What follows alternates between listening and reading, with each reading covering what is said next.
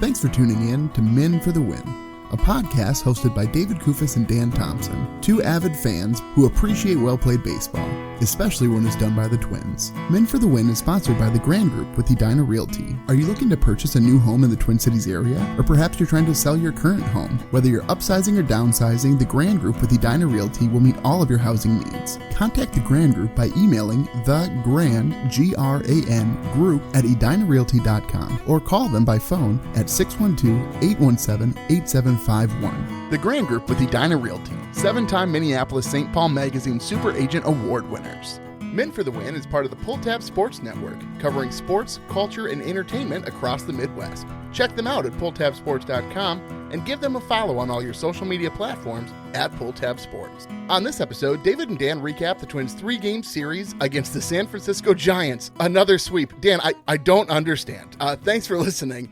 Enjoy. Thanks for tuning in to Men for the Win. My name is David Kufis. With me, as always, is Dan Thompson. The Twins continue their winning ways, winning their 8th straight game, their 2nd series sweep. Dan, I had a whole path to 500 laid out. I was trying to be very conservative in my estimations. I was going to let the Twins lose a whole bunch of series before they started to turn it around. Folks will remember I said May 18th would be the day where they're going to start winning baseball games. I was about 10 days late, I think, Dan. And they're still in 4th place. Like, that's what gets me here. Like, because the rest of the Central now, those teams lost today. So the Twins are 21-20, above 500 for the first time all season. But the Tigers are still 5 up on them. I mean, that is a smaller gap. But this could be fun here if they start playing these teams again over the next couple weeks. And who knew that they were going to beat the Giants 3 games in a row? I'm very curious whether or not the national power rankings will reflect this because, yeah, you beat the Angels, nobody cares. You beat the struggling Orioles, you swept them, nobody really cares. Well, the Giants, Dan, people have been high on the Giants. I haven't watched much Giants baseball, but going into this series, I hadn't known much other than I know that people are high on them. And I understand that they have a couple of starting pitchers who are lights out. I don't know that I walked away from this thinking, well, there's a World Series contender. No, and the Twins won 2 of the games here, scoring 3 runs or fewer, which is something they hadn't done all season. That was part of the weirdness of this series. An exciting Game 3. Obviously, we'll get to all this. The Twins, though, they have one of the most remarkably notable home and away splits. They're 15-6 at home, but they're 6-14 on the road. So we'll see how that shapes up. I think the only team that was about that was the St. Louis Cardinals, who are 15-6 at home and 7-13 on the away. So we shall see. I think this is going to be a good road test here, but enjoy the highs here of an 8-game winning streak. Well, let's go ahead and jump into the series recap. Series recap. So, not quite sure where this Paddack start came from. He pitched into the 8th inning of this 3-1 Twins win. Just the 4th time in his career, his 2nd time as a Twin, that he's pitched into the 8th. His final line is 7 1/3, 3 hits, 1 earned run, just on the home run, no walks, 6 strikeouts, 83 pitches. I know that the Giants were swinging early. Why? Why were they swinging early against this man? Like, just let him make a couple mistakes. It was the weirdest strategy because we talked how the Twins didn't have a bullpen that they could stand on. Yes. And aren't you going to say, we got to take 2 pitches, guys, and let's just see what happens? It does seem a little bit odd against a guy who does not get deep into games, all of a sudden gets super deep into this one. And a quick shout out here to everybody online who's like, of course, Paddack has been pitching great. It's just his one start to start the season where he wasn't pitching well. Okay, I'll grant you, he's only giving up 1 to 3 earned runs per outing, but he's also only pitching 5 innings. If you're telling me that you went into this game against one of the better teams that the Twins have seen all season saying, of course, Chris Paddack is going to go over 7 innings and only allow 1 earned run. Liar! Dan Thompson, liars! Yeah, I mean, like 3 1/3, 4 innings, 5 innings, 5 innings, 5 innings, 5 innings, 5 innings,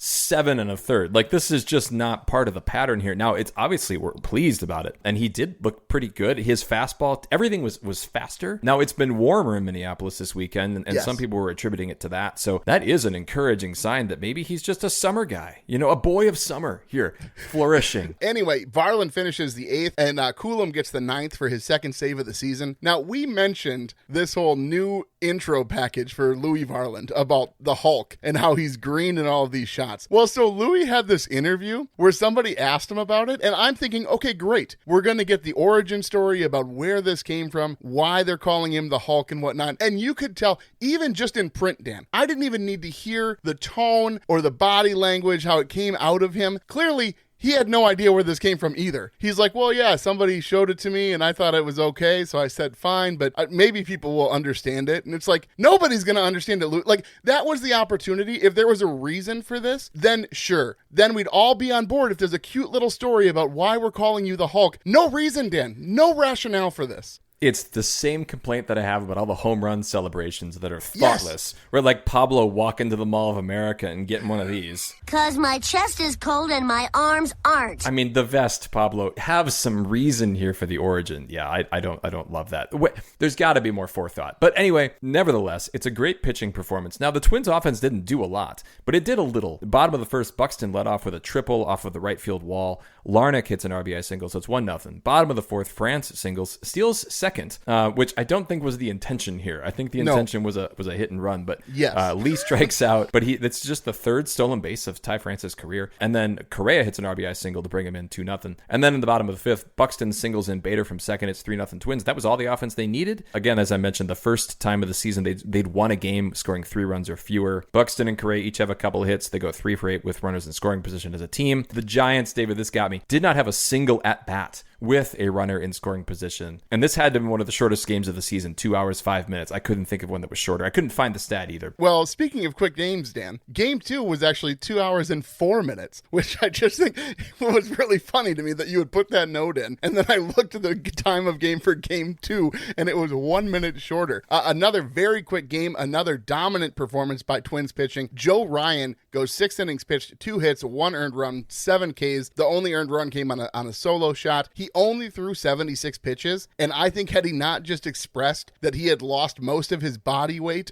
into the toilet over the past couple of days, Rocco probably would have let him pitch a little bit further, because we know that Joe Ryan likes to get that pitch count up to 80, 90, even triple digits at times. But yeah, I think for a guy coming off of life support, I think letting him throw 76 pitches and getting through 6 innings is plenty. I think that's why Joe Ryan talked about it, so that Rocco wouldn't make him keep pitching. I think it's more like, if I express publicly this violent illness that I've been having, which is kind of personal. What is it with the Twins and being so personal about the things that they're happening? Jose Miranda is like hurting his hand, which I think he's back, by the way. He's coming off the injured list for the Saints. It's an open book, I suppose, with this Twins roster. So Jack Sands and Duran finish out the 7th, 8th, and 9th cleanly. The only offense provided by the Giants was that solo shot I mentioned by Ramos in the top of the 2nd. This was a 1-2 count, a middle pitch at 94 miles an hour. I got into it with a guy on Twitter who said, no, all pitchers do this. It's just you only notice it when it hurts your team. Well, yeah, I'm going to notice it more when it hurts the team. Of course I'm going to notice it. It doesn't change the fact that I don't think that's a very good pitch. And you can tell me that people do this, and that's the strategy, or that's the philosophy. No, that's not the complaint. It's not that he's trying to throw the ball middle. It's that he made a mistake. This is the part of the argument that you don't seem to understand. No. I think you're wrong here. I think the argument here, he wasn't arguing that pitch was a mistake. He's saying he threw that pitch intentionally, and all pitchers do that. Oh, I don't think that. I just think that Joe Ryan legitimately made a mistake. I don't think he was trying to throw it down the middle there. That's an argument that I can certainly live with, and that's what my original tweet was talking about, that this is not a good pitch to throw. No. I understand it's a mistake, but what the feud was on Twitter was that, no, guys don't want to be dancing around the zone. They're trying to just get through. They don't want to get their pitch count really high. Okay, well, if that's the discussion we're having, I'm not saying that doesn't happen. What I'm saying is that's a bad pitch. I don't care what your other argument is. That's not a good pitch to throw at 1-2. And you can listen to this podcast for the last 5 years.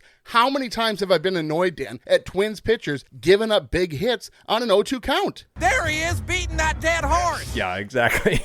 Yes, many, many times. In any case, it doesn't matter. The Twins do get enough offense. Now, if you blinked and didn't watch the bottom of the third, you would have missed it like I did. But Trevor Larnach hits a 2-run home run that follows a Vazquez walk, and so it's 2-1 Twins. Then there's some interesting moments here that are not really about scoring runs, but about other extracurriculars. Yeah, so bottom of the 6th, Rocco gets ejected after arguing balls and strikes with Adrian Johnson. This was after Correa takes a pitch outside that was called a strike. Clearly not a strike. I think he's getting a little bit better at being angry, Dan. His hand motion and the finger wagging, way more on point. I kind of wonder if he went to a music vocal coach who taught him about timing and rhythm, and so he could understand how to pull his finger at the right time, right on the beat. So he gets tossed. I'm going to talk more about this a little bit later, but if you do look at the scorecard, Dan, Rocco had some pretty good complaints here because the guy missed, I don't know, 15 to 20 pitches on the game. And then there was actually kind of a weird, awkward moment towards the end of game 3, too, where Rocco, basically the umpires ran right over to him and they had a conversation that was actually caught by the live mic pretty well. So yeah, Rocco had his moments with the umpires for sure in this series. Which I do think that, like, arguing balls and strikes, it's a losing argument. It's not going to do anything, right? Other than maybe you get in the ump's head a little bit. But in game 3 here, I mean, it was a huge at bat, right? Because that ended up to be the last at bat of the game. But the long and short of it was the ump basically said no pitch after the ball was thrown and it was a ball far outside. And there was some confusion about who called time or when time was called. And Rocco's like, you can't say it's not a pitch after everything's already happened. Like, it's not like, oh, just kidding, guys. We're not going to count that one. Yeah, that was weird. In any case, back to game 2. Bottom of the 7th, Willie Castro thinks he hit a home run. He watched it. It goes high off the wall in right field, and then he's thrown out at second. This is one of those plays, David, that it just grates my gears. Oh, my goodness, Dan. It reeks of Eddie Rosario is what it reeks like. Or Josh Donaldson. It's too much gravitas in that moment for a game that's 2-1, Dan Thompson. Right. There is no room for enjoying balls that you think might be a home run here. You're up 1 run. Get moving. Yeah, and then Bader followed with a double a couple batters later, but they don't get anything out of it. Top of the 8th, we're going to come back to this, but this was a cool defensive play that kept the Twins' lead preserved. Top of the 9th, Koss leaves off to the bunt single, and the announcers roasted the Twins for not seeing the bunt single coming. Duran gets, though, a grounder back to him and does the most amazing thing, David. He starts a 1-6-3 double play. It can happen, Dan. It can happen. The announcers, I don't fully understand that. They're like, every other team in the league knows that Koss has that in his back pocket. And you can see like that the way that announcers knew anything. These national announcers drove me bonkers. Like talking with all this authority, like they're really following the Twins. Come on, this kind of stuff just drives me nuts. I was watching a little with my son, and he was like, "Do we have the Twins announcers?" And no, I think this is a national game, but we're stuck with this. Now, would you have gone to Chris Atterbury over the national guys here? No, because I think there is something about complaining about the national guys that I like. It's easy when you get them like once a week to like make fun of it and be like, "Oh yeah, this is really annoying" on Apple TV or Fox 9. So this was whatever. Fox. It was Apple TV on Friday, yes. David. Dude, yes. Good luck trying to find out how to watch the Twins this season. So I cut cable, so I'm like, I got my bunny ears out here, Dan. I'm flipping through the channels trying to find the right version of Fox 9 that the Twins are on Saturday. Please attempt to be a gentleman. Just an easy topic to get you going. In any case, the game is saved there. Again, as you mentioned, a 2-hour and 4-minute game.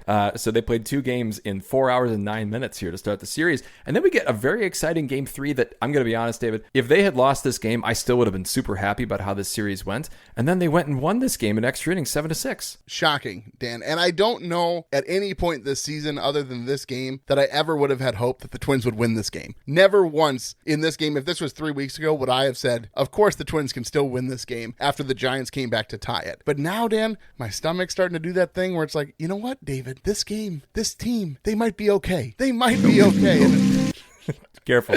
Hope's a dangerous thing, David. Well, so the Giants scored the game's first 3 runs here, actually. A sac fly by Helio Ramos in the first, and then he hits a 2-run home run in the fourth to go 3-0 Giants. But the Twins battle back. Brooks Lee. My back! Hits a 2-run shot to right field. It's the same spot, if I recall, David, when you and I were sitting together last year, we watched him hit his first Major League home run. And he seems to really like that spot. He's got a lot more power, it seems, from the left side. So it's 3-2. Fifth inning, the Giants and the Twins each score once on sac flies, so it's 4-3. And then the big moment is the bottom of the 6th. Yeah, Twins load the bases with no outs. Royce Lewis comes up. He breaks out of his slump with an RBI single to tie the game at 4. Bader's RBI ground out 2 batters later give the Twins a 5-4 lead. Even with them getting the lead here, Dan, you would have liked to see them put more runs up with bases loaded, no outs. Well, and according to the stats that they showed on the game, you should have produced 2.82 runs in that situation, but that kind of stuff just drives me nuts. It did come back to haunt them a little bit because the top of the 8th, Ramos knocks in his 4th run of the game to tie it back at 5, but it's scoreless then until the top of the 10th. Now Duran comes on. He allows the 1 run, which in those situations, I think I'm always okay with. You can kind of take that, and if you're the road team, that's what you got to do. But the bottom of the 10th, things get really fun and interesting here. France is the ghost runner, not the guy, admittedly, that you want as the ghost runner. He's not the fleetest fellow. But then Lee hits a single that goes through shortstop, and France can't try to score on it because it might get caught. So he goes to 3rd. And then there's the scariest play in watching a Twins baseball game, and it's the contact play, David. And Ryan Jeffers grounds to third baseman Chapman, and France is going, but thank goodness Matt Chapman couldn't control it. And it was funny because you watch Ryan Jeffers, and as he's getting thrown out at first, he's like clapping because he knows that the contact play finally worked, and it's tied. A quick note about the contact play. Please. If we go back to the bottom of the sixth, Corey Provis, the bases are loaded. I know. And Provis is like, and the contact play is on. That's not what the contact play is like. Like, No. they have to run. There's not like there's no like call that Rocco says, hey, if he hits it on the ground, I want you running. You run. You have to run. There's no option here. If the ball's on the ground, you're running. There's no contact play called here, Dan. This is an organizational issue, I think, with a lack of understanding about what the contact play means and does not have to mean. You don't have to send Ty France in this situation. It works out, obviously. In any case, so in the bottom of the 10th here, Castro is intentionally walked, which makes sense, first and second. Royce Lewis comes up with a chance to be the guy. He's not the guy, but he does move the runners to second and third on a ground out. And then comes Deshaun Kersey Jr., who I think, as we all expected, lasers a liner down the left field line for his first ever game-winning walk-off hit in the majors. And so the Twins win, and go figure, Deshaun Kersey Jr. has a walk-off game-winning hit before Royce Lewis does in his major league career. I thought that's not Kersey's first hit. He's gotten some of those before. No, that is his first. Oh, yes, his first. He's got hits before. Yes, David. Yes, contrary. Yes, I suppose Kersey has gotten a hit or two before. But you know what's always a hit, Dan? Shopping at Cub Foods. My goodness, spring is almost to the end, Dan. It's almost summer now. It's time to start thinking about getting the grill ready for those big old cookouts, end of school, parties, all of those things, etc. And lucky for you, Dan, Cub Foods is your one-stop shop for all of your grocery needs. With everyday fresh products and a wide selection, you'll be in great shape to host the next grill out with all your backyard essentials. Grab your fresh produce, deli meats, party trays, and bakery all in one stop. With over 100 locations in Minnesota, check out your local Cub on your next shopping trip for all of your springtime essentials. Touch 'em all, Kirby Puckett! Puckett's Picks winner. So a funny thing happened after the last series, but before the Giants series started with Puckett's Picks, is I made my kind of surprise change of going to Castro instead of Correa. And then Hoax chimed in because he had listened back to the episode and he thought, well, can I take Correa? And so he had Larnach, but he actually swapped for Correa before the series began, which is something that I think we needed to allow. Now, he does win with Correa here, but it was only 3 points. It denied him, actually, the bonus that Larnach would have gotten him. So I think, all in all, the joke is on Hoax here. I don't know. He won. I don't know how much we're laughing about this, Dan. So season standings now. Hoax takes the lead back here at 5.5. I have 5. Dan has 3. The listeners, as we're so excited about last episode for them, are on the board with 1.5. Point totals, Hoax is now in the lead. Also 47 to my 40. Dan has 14 and the listeners have 17. This is a very close Puckett's Picks, Dan, for maybe the first time in a few seasons. Yeah, I would like to get back in that win column. It's been since early April, I think, since I won. Let's move on here to Beast versus Bench. Beast versus Bench. Is losing fun? Is losing fun? Well, speaking of Larnach, Dan, I think I have to go with Larnach here. 6 for 12 with 3 RBI. I have to be honest, I almost put Vazquez as my beast just for the play that we're going to talk about in a little bit, but I'll save it, Dan, until we get there. You know, Larnach is actually, his play's been super important with Wallner hurt because he's really held down that left-handed power spot really nicely. As for my beast, I vacillated. I've got Paddack and I've got Ryan on here. I think I'm going to give it to Paddack because it was more unexpected the way that he performed, and it was more important that they had a great start in game 1, as we talked about. This is super encouraging for him. You know, you can read all about how Zebby Matthews and David Festa are ready and such, but man, to have Chris Paddack pitching like this, at the least, he's a great trade chip at the deadline. But I really hope that they can hold this together. And more importantly, when we talked preseason about how he was going to last on this roster well into May, he's going to last maybe to June. Now, I'm ready to extend his lease to June now on the Twins roster. I'm trying to figure out how to respond to this, Dan, because yes, our rationale for Chris Paddack not lasting long in the rotation was because he would pitch so terribly, and you thought that he would last longer because the Twins would just refuse to give up on him because of the contract. Dan, the way you just said that, this is like last episode when you said that the Twins are 2 back when what you meant to say was they were two under 500. That was some sleight of hand with your word there, Dan, to make it seem as though your prediction was based upon Paddack's ability to pitch well, not his ability to pitch poorly, and the Twins' unwillingness. I can't compete with you physically, and you're no match for my brain. Sorry to cut you off there, but I've got you, David. I got you right where I want you there. Okay, well, I'm going to go on my bench here. I'm going to give it to France. 1 for 13 with 6 strikeouts. He's so streaky. Dan, I didn't know much about Ty France. I knew him mostly, obviously, from his time with the Mariners. But so this season kind of coming in, I didn't really know what to expect. I sort of thought that he would be a better performer than he was last season, at least statistically, because of the injuries and whatnot. But my goodness, I didn't know he was so streaky, Dan. Aren't all players kind of streaky? I mean, isn't that kind of the nature of baseball? Not like this, Dan. He'll go 2 series in a row where he's batting 600, and then he'll hit 2 series in a row now where he can't find the ball if it hit him in the head. We'll see. He did not have a great series, but he did score. He scored a run in extra innings, so that was good. Well, okay,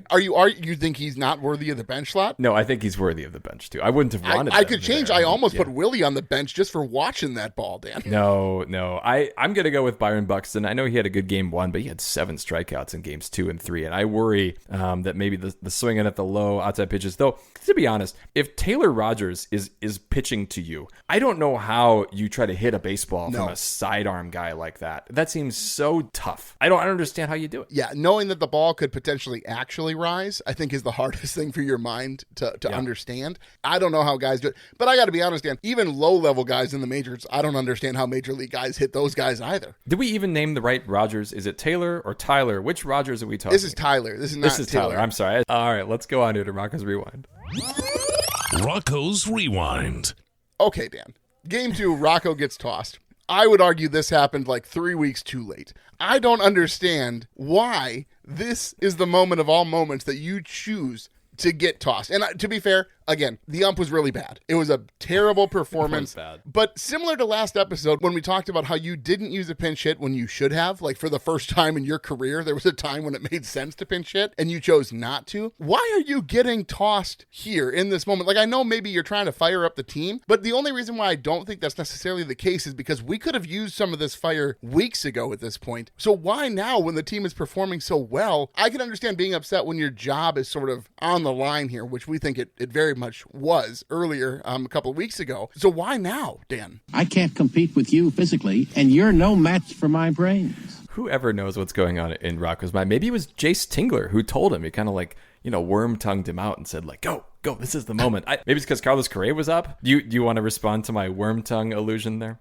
No, that's fine. I'll leave you alone on that one. The only thing I wanted to mention is this is the only thing that I thought was funny that the national announcers said was that Rocco tossed his scorecard and he tossed his hat, and they said that was the best hat toss in the Twin Cities since Mary Tyler Moore. And that's okay, but that's another annoying, like, that's the reference we're going to make to the Twin Cities is a TV show that's 60 years old. Is it 60 years old? Oh my goodness. It's really old. Like, even give me a Prince reference, a Bob Dylan, like he tossed his hair like Bob Dylan, something like that. I'm not dead. Something that's not dead, Dan, I guess would be good, right? My moment for Rocco, or my question for Rocco, is Game 3. Leaving Kersey Jr. in rather than, say, pinch hitting Carlos Correa was a curious choice. Now, it did make Rocco look good in this moment, but he could have pinched. There was ways to manipulate the roster to have Correa in now. So maybe the bigger question is like, so was this like a sure day off for Carlos Correa with Monday coming off too? And does this give any credence to the wrist complaints and the theory that we've been talking about? I think it's a true rest day here with the day off tomorrow. I truly think that he just needs a reset. I don't know. Maybe the wrist is bothering him a little bit, Dan. But in this moment, I do wonder if prime Carlos Correa, like when he's playing really well, even if it's a scheduled off day, you're telling me he's not tapping Rocco on the shoulder and saying, very much in the way that you think Griffin Jacks went to Rocco and said, you got to take me out of some of these high leverage roles, man. And Rocco's like, oh yeah, you're totally right. I would have never thought to do that myself. In this moment here, I sort of wonder is there was no shoulder tap for Rocco in this instance from Correa saying, hey coach, I know it's an off day, but this is my time to shine. I think Correa sat there happily with the old back massager on the bench. And he was cheering on everybody else. He was cheering on Royce, which I think is a good transition actually into our Minnesota moment.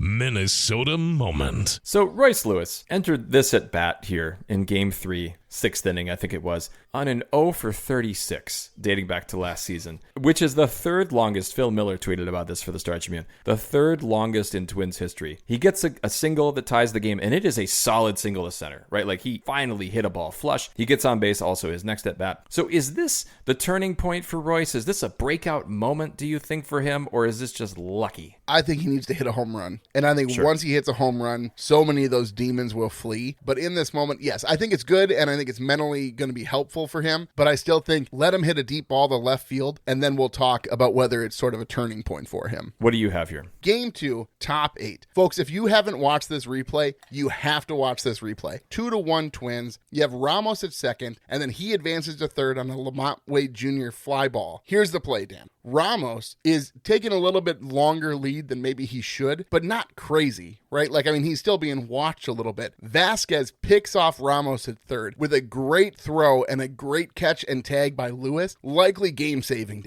If that run scores and they tie it, but then again, maybe not. Because this Twins team is the exact opposite of what I normally expect from them. They keep winning games that I assume they're going to lose. So maybe they would have won this game anyway. But that play was remarkable, and you have to go watch the replay, folks, because the timing is so great. The throw is spot on by Vazquez. Plus, that's a lot of faith between Vazquez and Lewis to make that play, knowing that Ramos is going to score if that throw's offline. It speaks to the confidence of the team. And then they went on and they ended up getting back to 500 with that win. I love that tag too. I love that baseball players have figured out, wait a second, I don't have to tag his hand. I can actually just catch it and tag his foot before his hand touches the base. So huge play. I think that's a good moment. Let's go on here. Mauer's Musings. I just don't know how it can get any better. Mauer's Musings. I don't know if you've been reading about Carson McCusker down at AAA here. He's 6'8". Bobby Nightingale had a great article in the Star Tribune about him, and he's a journeyman type guy who is just mashing right now for the Saints. His OPS is over 1,000. Now, he was the minor league player of the month for the Twins in April. He's not on the 40-man though, and so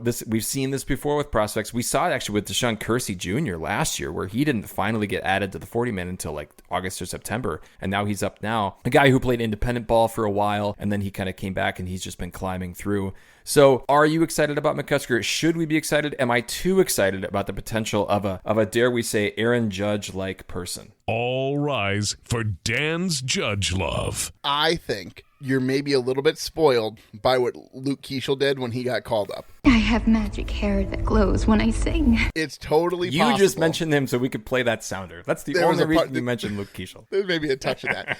But truly, I don't know. Can McCusker do it at this level? I would hope so. I'd love to see him do it. And obviously, he is destroying AAA. Jonah Bride destroys AAA, Dan. So I'm just saying, it doesn't always equate. And especially with Carson McCusker's longer history of not being the Luke Keeschel path, which is just you're a young guy who's rising through the ranks quickly, but more of a journeyman who's sort of found his stride. It's possible. I'm not saying it's not. And yes, I would be excited and I am rooting to see him. That being said, Dan, you don't win the lottery twice, typically, is what I'm saying. If you win it once, stop playing the lottery and enjoy yourself. Luke Keeschel, Dan, that's a winning lottery ticket. McCusker would be like a trifecta at the dog track. I think it's even less likely to win on him because of his track record. Well, I think two different things here, right? So Keeschel is like a highly touted prospect all the way through, yes. Right? McCusker is kind of a guy. Is it the Peter principle that managers, Hogs would know this, that they rise to the level of incompetence? Isn't that the idea that yes. So I do.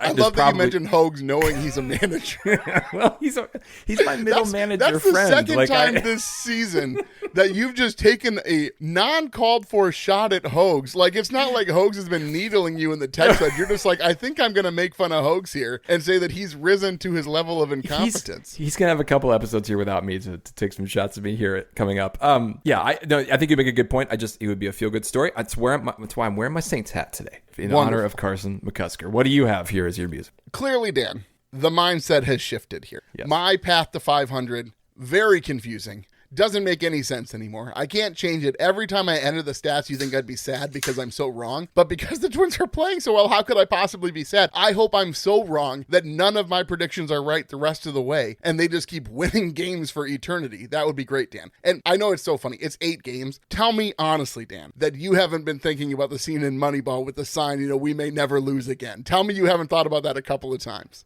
How can you not be romantic about baseball? Yeah, that would be amazing. 8 games in a row. I think there was no way that I saw that this was the path to 500. I thought you were being conservative with the way that you were talking about it. I didn't think that by May 18th, they'd be back to 500. No, very shocking. But so my question really is, Dan, you have Falvey's jobs.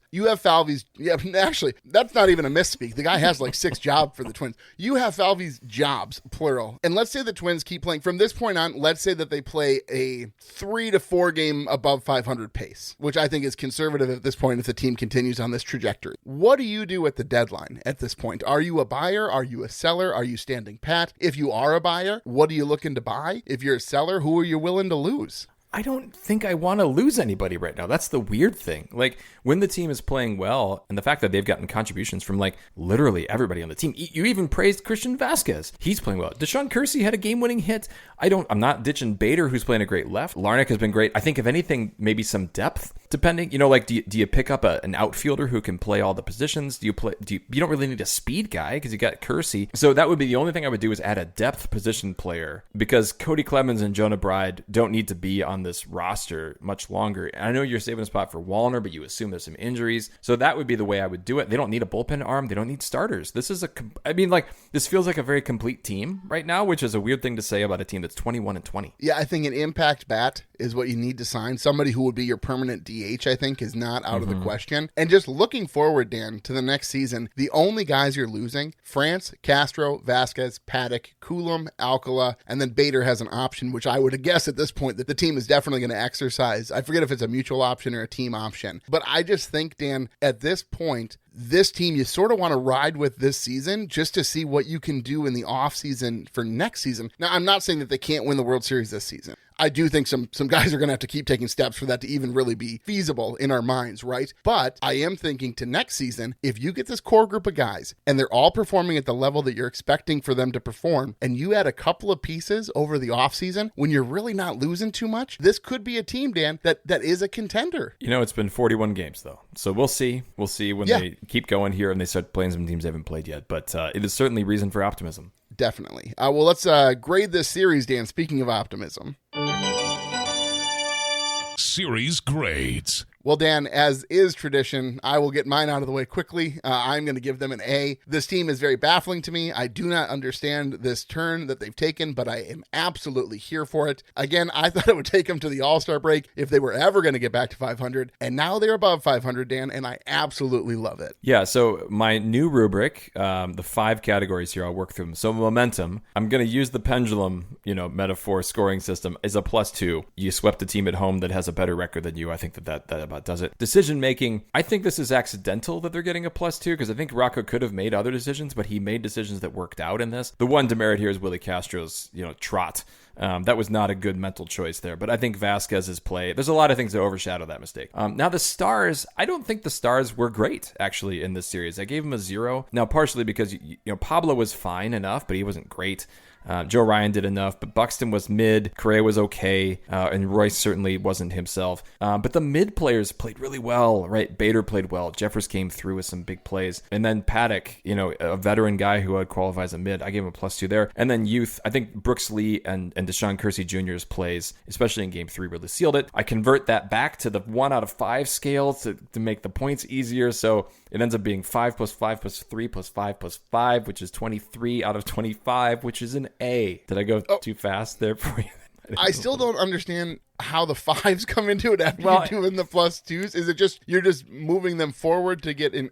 So what is it out of in total? Well, it's out of 25, I guess, actually, in the end. But it's not really, though, because they can have negative, right? You said it's +2 to -2? That's the issue that I'm still working. Okay, so just as long as you know that it doesn't I make know sense, what's happening. This is how my students feel sometimes, Mr. Thompson. Like, okay, so what did I get, Mr. Thompson, after all that calculation? Good, I just want to know the number at the end. That's not something to tout, that I give my students a grade and they still don't know what they got. You see, you give them such a confusing rubric that in the end, they don't even know how to fight you on the score that they got, and they just say, all right, fine, I'll just take my score. That's not really how I grade. I'm just, I'm not heartless like that. But so a quick note, though, on these grades, Dan, the Giants, after today's loss, are 24-17. They're a good baseball team. They are Dan. a good baseball team. So I know what you're saying, that we shouldn't be super optimistic. It's just a short spurt here where the Twins are playing really well. At the same time, Dan, the Giants aren't pretenders at this point in my mind. No, and they're in a great division. We know the NL West is good. Which, speaking of out west, at least west of the Twin Cities here, Minnesota, there's a new high-speed sheriff in town. Gateway Fiber has landed in Blaine, Brooklyn Park, Champlin, Coon Rapids, Maple Grove, Plymouth, all of these northwest suburbs of the Twin Cities here. Gateway Fiber boasts a fiber optic network that exceeds the capacities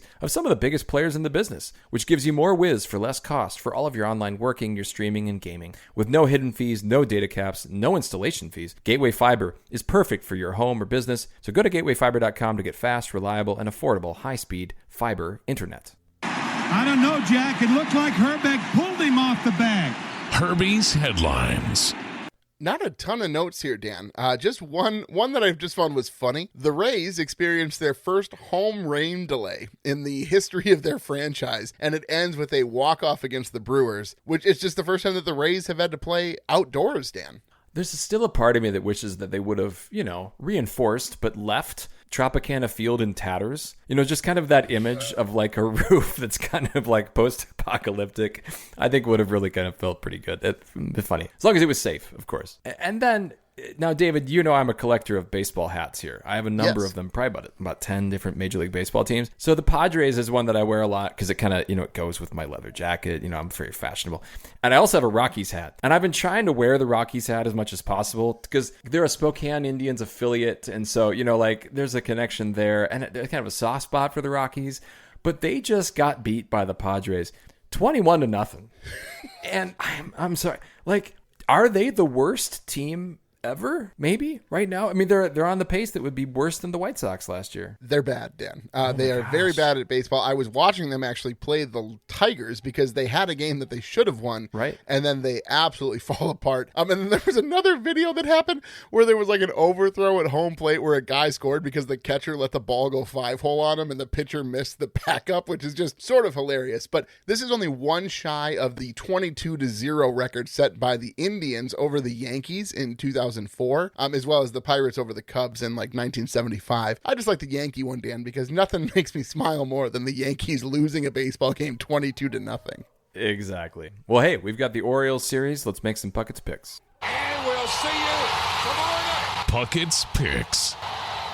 Well, the listeners are going to take Buxton, and then it actually goes to me because me and you tied in with 2 apiece, but Lewis left more guys on base. I'm going to go to Ty France. I think it's time he's going to hit a hot streak after really struggling here this series. After all, miss, this is France. It's curious logic. I'm going to go with Royce Lewis. He's the one. Because I think that this did I'm going to answer my own question earlier. I think this is a good sign for him. So I am waiting for that first home run, but I'm hoping that I get the points for that first home run. And then Hogs is going to take Larnach off the board, which is sort of funny after not taking him and then taking him and then not taking him in the last episode. Now, I'm actually not going to be here for the next couple series. I'm actually going down to Dallas to visit a friend. And so Hogs has been kind enough to pick up a couple episodes here. I do get to see the big Rangers new stadium there. Twins aren't playing there, but I'm excited to go knock another one off the list. Yeah, I am quite excited here to have Hogs be able to defend himself in all of the shots that you've taken out of him. Really sort of uncalled for shots, like just out of the blue, which is not very Dan Thompson. Like, if it was me, sure. I don't even think Hogs would bat an eye, and he wouldn't even be planning his counterattack, right? He'd just be like, well, that's just David. We're going to go back and forth. But Dan Thompson just shooting over the bow, really uncalled for, Dan. Well, I'll be gone for a couple series so he can take his shots. I think with that, David, I'm going to send us out. Please do. Folks, if you like what you hear, please tell a friend. You can follow us on X at Min for the Win. You can find our Min for the Win Facebook and Instagram pages. Make sure you subscribe to the podcast on your favorite platforms so you're notified when new episodes are available. And if you could leave us a rating or like, we'd greatly appreciate it. If you'd like to support the show further, you can find us on Patreon. The link is in our description. Thank you for listening, and as always, go Twins. That'll wrap up another episode of Min for the Win, a podcast hosted by David Kufis and Dan Thompson, 2 avid fans who appreciate well-played baseball, especially when it's done by the Twins. Thanks so much for listening, and as always, go Twins.